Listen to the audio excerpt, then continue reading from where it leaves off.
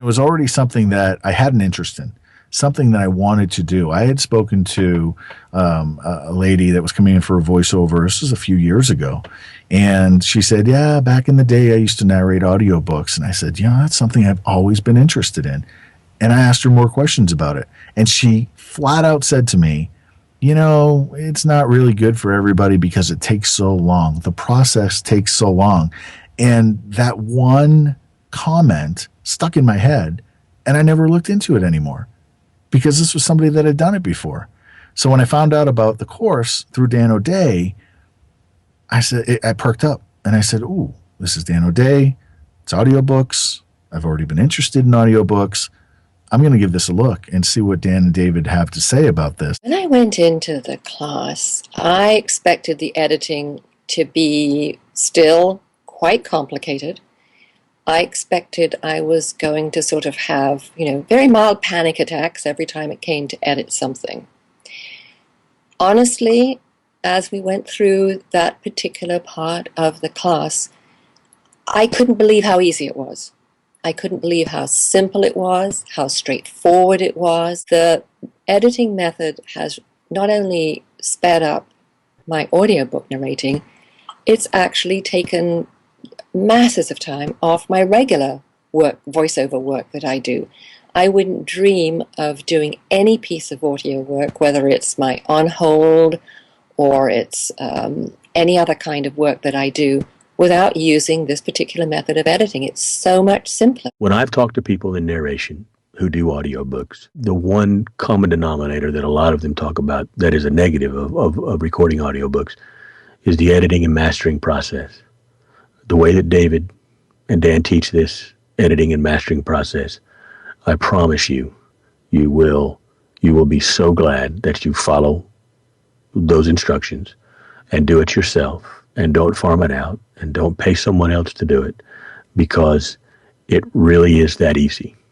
If you trust yourself to do what David and Dan tell you to do, I promise that the quality of these videos is such that if you just go back and watch them again, if you get stuck, go back and watch them again, pay close attention to the details that David provides, and you will be able to pull yourself right out of any editing problems and move on. My ratio right now is somewhere in the neighborhood of 3 hours, 2.5 to 3 hours to 1 hour of finished product.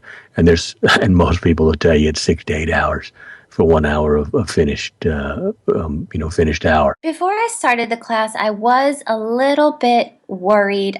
Not worried, but I felt like I might be intimidated because I didn't have a lot of knowledge about anything technical, really. The course claims that you'll be taught an editing method that is quicker than what anybody else is doing, and I was kind of skeptical about that.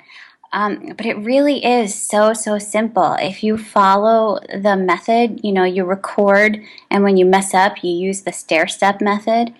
And by doing that, you save yourself all this time and work. You can easily edit together your good takes, and essentially you're done. There's no hours and hours of cutting and pasting and re-recording. You just don't do any of that. With David's stair-step method, you know exactly where you need to put the right material, and it's just really easy. It's done. In the masterclass, we talked about various editing software, some suggestions for things to acquire, including the Audacity recording and editing software. I'd been using SoundForge since my e-learning days. I've been working with it for 12, 13 years. But it always seemed to bog down in the editing process. When I heard the claim of picking up the editing time by 50 to 75%, 75% was the number bandied about, I thought, you're kidding. They mean it, and it works. It really works. I'm absolutely thrilled with picking up that technique. Going through the editing process that David and Dan taught is a real eye-opener, first of all. I truly believe there's always an easier way. These guys have found the easier way to do this. And I understand comments from people who have been in the industry forever They talk about, recording at home using Audacity. Oh, I mean, if Audacity and the editing system that we have learned with it is no good, then how come I've got 5 books on Amazon and am absolutely going to have more?